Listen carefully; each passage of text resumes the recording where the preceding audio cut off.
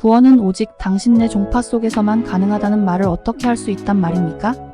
분명히 말씀드리지만 성서에서 말했듯이 오직 예수의 율법에 따라 정신과 진리 속에서 신을 섬기는 자만이 구원받는다는 것을 아십시오. 그때 옆에 앉아 엄숙한 얼굴로 파이프 담배를 피우고 있던 수라트 세관에서 근무하는 한 터키인이 두 그리스도 교도에게 얼굴을 돌렸다. 당신네가 아직도 로마 교회의 신앙을 믿고 있다니 정말 웃기는 일이군요. 당신네의 신앙은 이미 600년 전에 마호메트의 진정한 신앙으로 바뀌었어요. 그리고 아시다시피 마호메트의 진정한 신앙은 유럽은 물론 아시아, 심지어 문명한 중국에까지 퍼져가고 있습니다.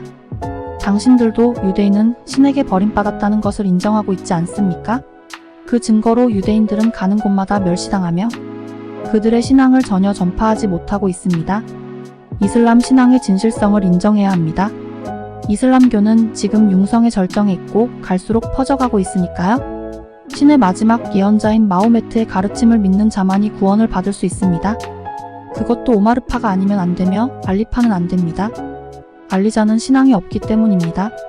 그 말을 듣고 알리의 종파에 속해 있는 페르시아 신학자가 반박하려고 했지만 이때 찻집 안에 있던 여러 다른 신앙과 종파에 속한 외국인들 사이에 일제히 논쟁이 벌어지기 시작했다.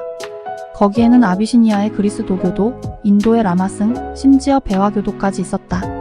모든 사람들은 신의 본성과 신을 어떻게 믿어야 하는지를 두고 말다툼을 벌였다.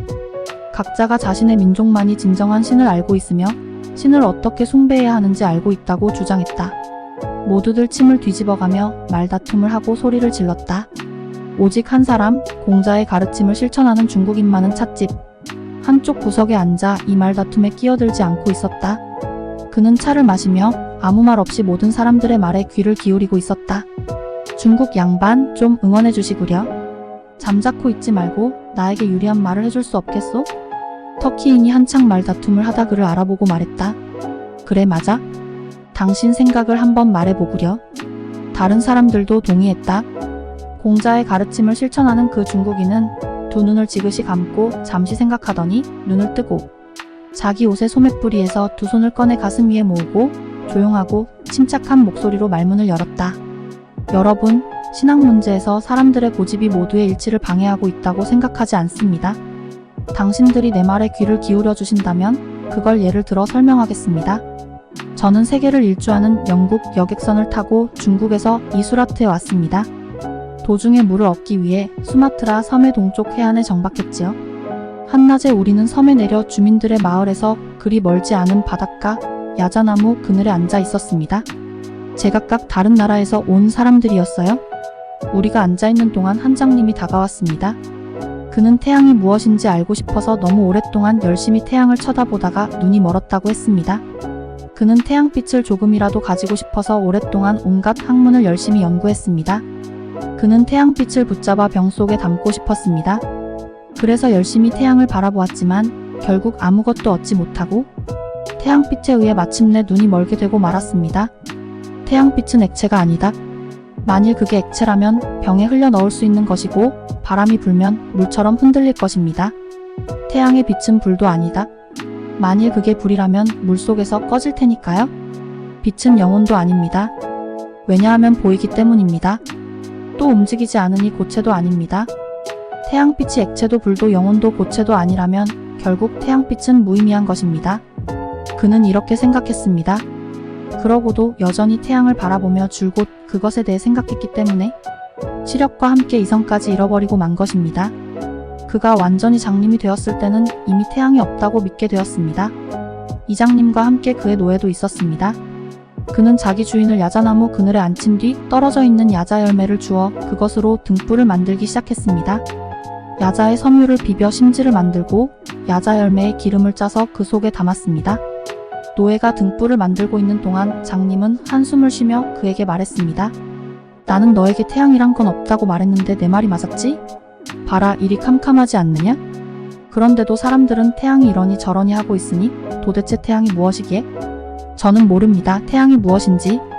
저하고는 아무 상관도 없는 일이니까요. 하지만 빛에 대해서는 알고 있습니다. 자, 이제 등불을 다 만들었어요? 이것이 있으면 밤에도 볼 수 있으니 나리도 잘 모실 수 있고 방의 물건도 뭐든지 찾을 수 있지요. 노예는 야자 껍질을 집어들고 말했습니다. 저에게는 바로 이것이 태양입니다. 그 자리에 목발을 짚은 한 절름발이가 앉아있다가 노예의 이 말을 듣고 웃음을 터뜨렸습니다. 그는 장님에게 말했습니다. 당신은 보아하니 태어나면서부터 장님인가 보구려. 태양이 무엇인지 모르는 걸 보니 내가 가르쳐드리죠. 태양은 불덩어리입니다. 그리고 그 덩어리는 아침마다 바다에서 솟아올라 우리 섬의 산속으로 지고요. 그것은 누구나 다 보고 있는 일이고 당신도 앞을 볼 수만 있다면 그걸 알 수 있을 텐데 말이에요. 그러자 이번에는 옆에 있던 한 고기잡이가 이 말을 듣고 절름발이에게 말했습니다. 그러고 보니 당신은 당신 내 이 섬 밖으로는 어디에도 나가본 적이 없는 모양이군. 당신이 만일 절름발이가 아니어서 바다에 나갈 수 있다면 당신은 해가 이 섬의 산속으로 지는 것이 아니라 바다에서 솟아오른 것처럼 저녁에도 또한 바다 속으로 진다는 것을 알 텐데 나는 자신 있게 말할 수 있습니다. 날마다 그것을 내 눈으로 보고 있으니까요. 이한 인도인이 이 말을 듣고 있었습니다. 무슨 그런 당치도 않은 말을 하시오?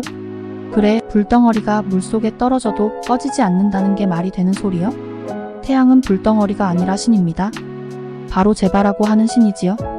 이 신은 메루바라고 하는 황금의 산 주위를 마치 마취를 타고 돌아다니고 있습니다. 다음 이야기는 수라트의 찻집 3편으로 이어집니다.